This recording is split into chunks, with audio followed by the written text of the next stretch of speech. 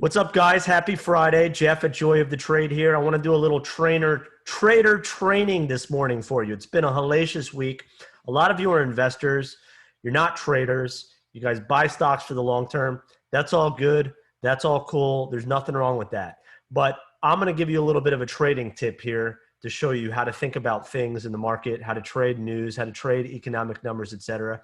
Because we just had the jobs number this morning, and it was a textbook case of how not to react to the news that pretty much everyone knew was going to happen. So we got this huge number this morning where we had 370,000 new payrolls in the private sector, which was awesome. They were looking for 200, so we blew it out of the water, okay?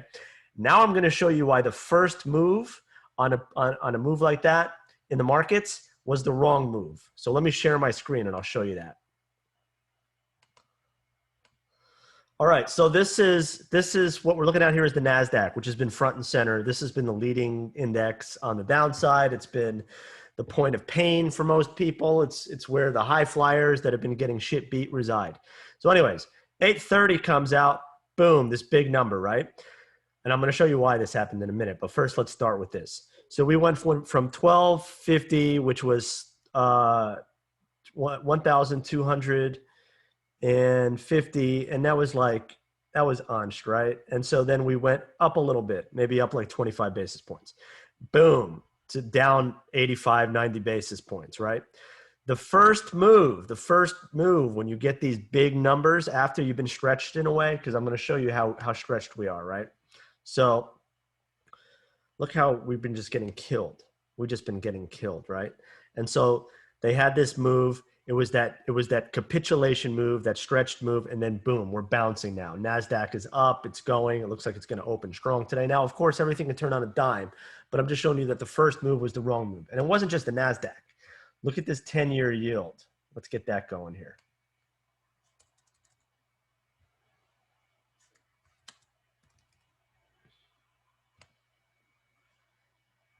All right, look at this thing coming in beautifully now.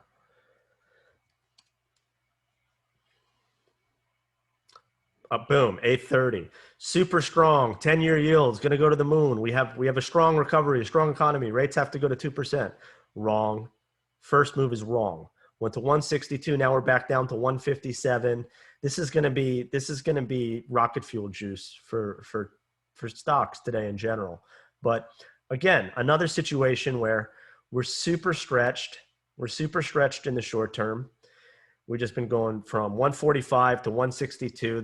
They panicked even more. They capitulated on that number. First move is the wrong move. So the moral of the story is if there's a big economic number and we've been going in a direction hard for a long time, and then you get a capitulation in that direction, there's a high probability that it's going to reverse in short order within 15 to 20 minutes. Always wait a little bit if it's going against you at that pain point.